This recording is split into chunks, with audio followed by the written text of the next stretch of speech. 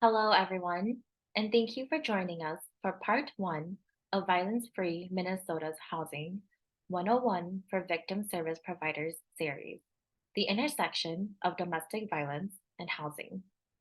This session is foundational for the entire series, so we encourage everyone who wants to view these sessions to begin here. My name is Maintain Chang, and I am the housing advocate at Asian Women United of Minnesota, and I will be your host for this session. In this segment of the series, we will discuss the intersection and connections of domestic violence and housing. We will explore the disparities that survivors from historically marginalized communities continue to face in accessing housing. Please note, some of the information in this session has been pulled directly from publicly available resources and conversations with people in the field, which will be noted in our resource page for this series on our website.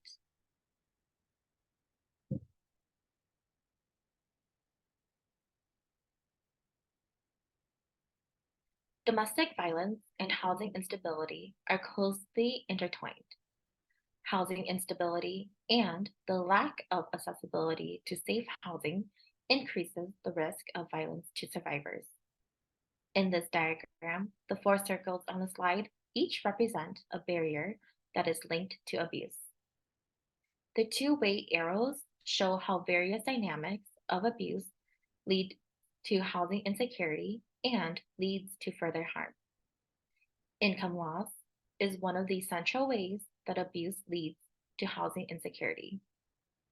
Different examples of income losses are a partner preventing a survivor from working or forcing them to leave a job, a survivor missing work days due to a wrongful termination by an employer due to stalking or harassment that occurs at the workplace. Financial abuse can also lead to the inability to make a mortgage payment, rental payment, or a security deposit payment. This results in a survivor not meeting a landlord's income requirements during tenant screening. Housing instability can in turn lead to increased risk of further violence.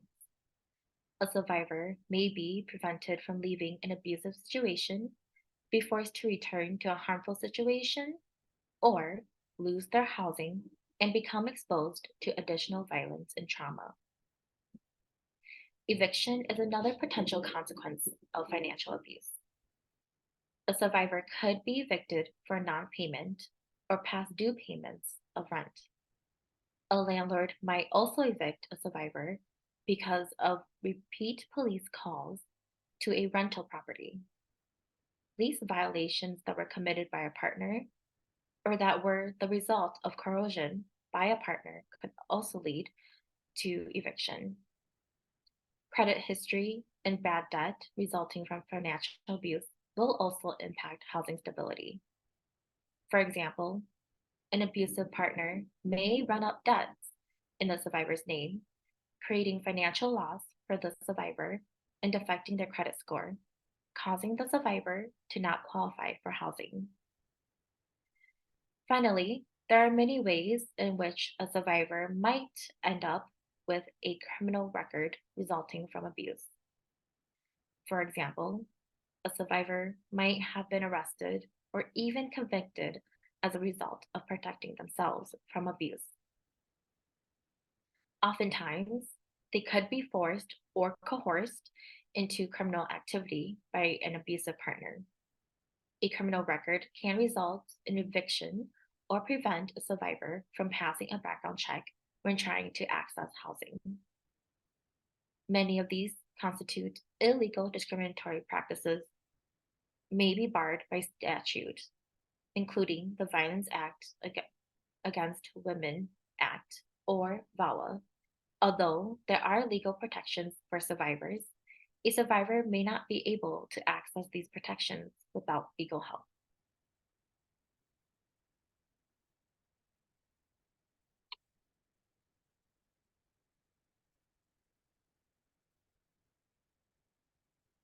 Minnesota reflects the national trends in the number of survivors who are unhoused or experiencing housing instability due to abuse and the examples provided earlier.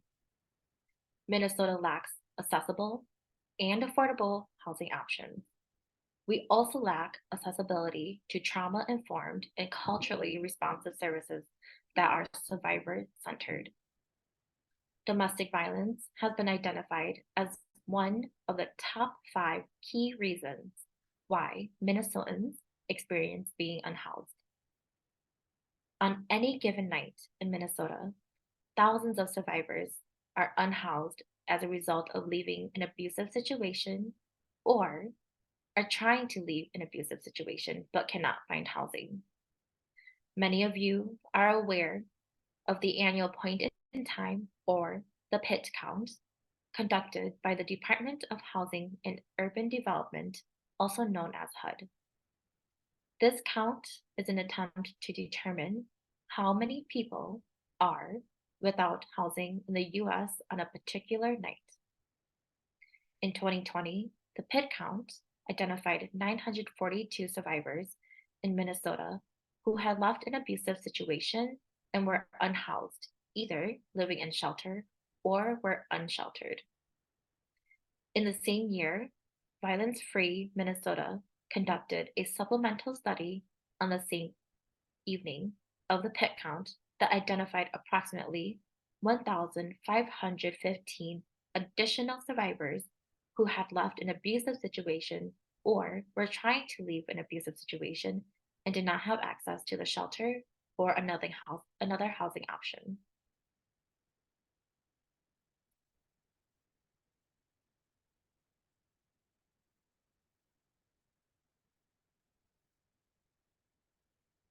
Additional studies have found the same pattern. For instance, the Wilder Foundation regularly conducts a study called the Minnesota Homelessness Study, which surveys thousands of people who are unhoused across the state. 6 out of 10 adults in their 2018 study reported experiencing at least one act of abuse or violence. Of those individuals, 50% of women and 25% of men reported that they stayed in an abusive relationship because they did not have any other housing options. 31% of women and 17% of men reported being physically or sexually attacked while unhoused.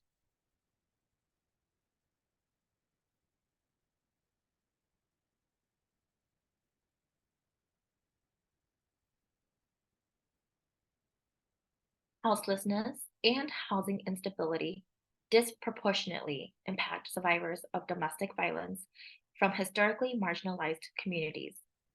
The history of oppression, racism, and fixed discrimination in housing systems has a deep impact on housing access for survivors of the BIPOC community. Housing displacement, exclusion from home ownership programs, and the illegal of seizing of land, amongst many other oppressive housing practices from history, still exist today.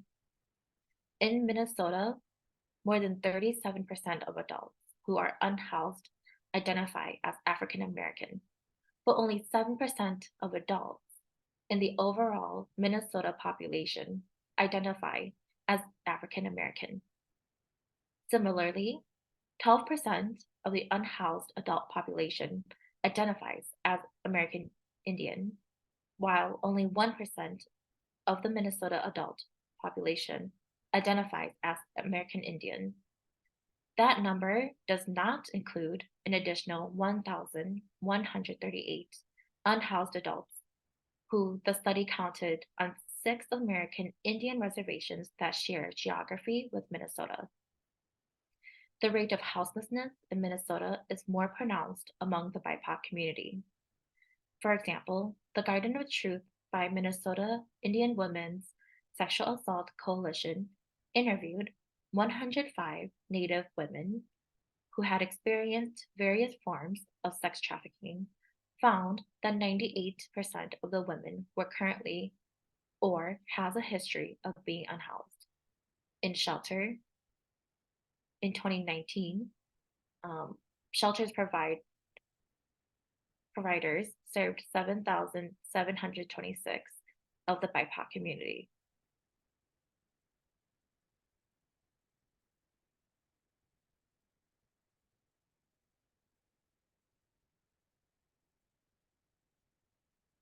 Two-spirit, lesbian, gay, bisexual, transgender, queer, questioning, intersex survivors also face severe housing inequities, both in rates of houselessness and length of time a person is unhoused. In 2015, Serving Our Youth report showed that youth identify as LGBTQ plus have a 120% higher risk of experiencing houselessness. Surveyed through the Wilder Foundation, the study reported that approximately 22% of young adults ages between 18 and 24 who are experiencing houselessness identified as LGBTQ plus. The US Transgender Survey from the Center for Transgender Equality found in 2015 that 54% of respondents reported experiencing intimate partner violence, 47% reported that they had experienced sexual assault, and nearly one-third of respondents reported having experienced houselessness.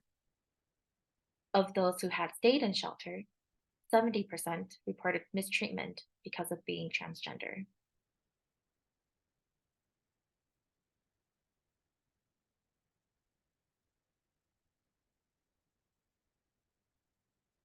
Immigrant survivors also face housing inequity. Nearly 40% of immigrant households in the Twin Cities area pay more than 30% of their income on housing. Not all immigrant survivors are in similar situations. Some face more barriers to housing access than others, depending largely on their legal status and even illegal discrimination. For example, survivors who do not hold a US citizenship or are undocumented may encounter additional housing barriers. Access to some housing programs is extremely limited or even for those survivors. Survivors some types of temporary immigration status in the US or are undocumented cannot obtain work permits or social security numbers because their partners are withholding their documents from the survivors. Survivors with little to no English language proficiency lack the access to language services. Many survivors also arrive to the United States with no familial support or are isolated by their partner. The lack of culturally specific shelter and housing programs are a barrier as well. For some, working with non-culturally specific programs can be isolating or re-traumatizing, thus preventing them from accessing local shelters or programs. Furthermore, immigrant survivors might experience discrimination from landlords. A landlord might take advantage of someone's limited English proficiency or the lack of understanding of housing laws in the United States.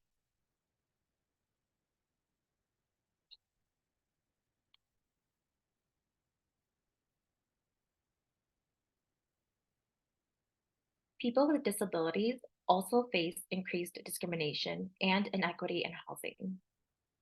There are some common issues that impact many survivors, whether their disability is physical, developmental, or mental health related. Fewer than 200,000 housing units in the United States are considered universally accessible with features such as wheelchair access, including ramps and roll-in showers, modified smoke alarms or doorbells, sensory adaptive spaces, countertops, and other features accessible to people using wheelchairs, accessible parking, and other adaptations. Some survivors with disabilities are isolated by their partner or prevented from leaving their home to access services. For instance, if a program does not provide appropriate transportation options, interpretation options, or have sensory adaptive spaces, it may be not accessible to survivors with disabilities. Additionally, survivors with mental health or behavioral health related disabilities may find that their behavior is misread or misunderstood as aggressive or non-compliant with housing or shelter rules, sometimes resulting in that survivor being inappropriately turned away or being asked to leave. Complaints of disability related discrimination are the most common complaints filed with the Department of Housing and Urban Development, or HUD. For example, enforcing no pets policy for a person with a disability, using a service animal, refusing to make reasonable accommodations as required by law, or refusing to show or rent a particular unit are common complaints.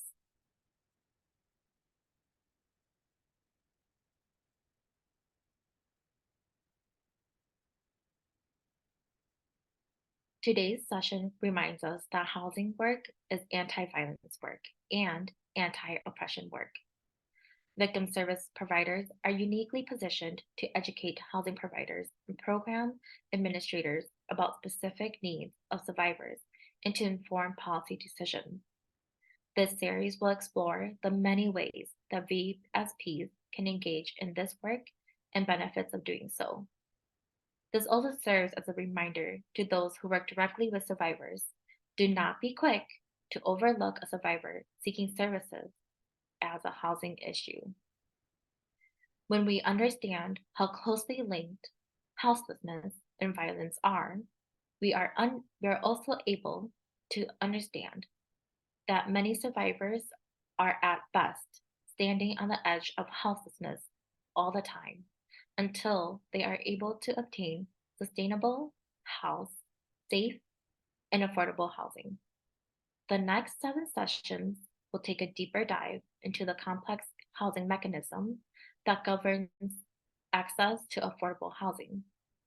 Having a deeper understanding of housing systems helps us navigate them as they are today and helps guide us in our efforts to change and reimagine them.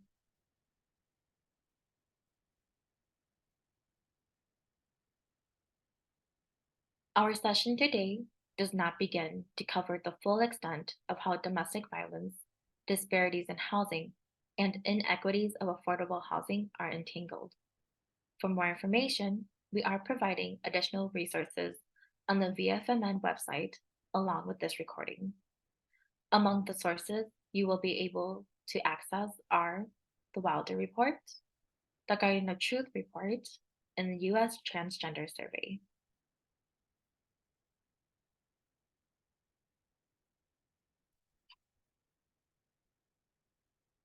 Thanks to the many people who took time to review and comment on the series. And thanks to all of you who joined us for this session. Today's discussion is the beginning and provides a foundation for the rest of the series. We hope you will join us for the next sessions as we continue our learning.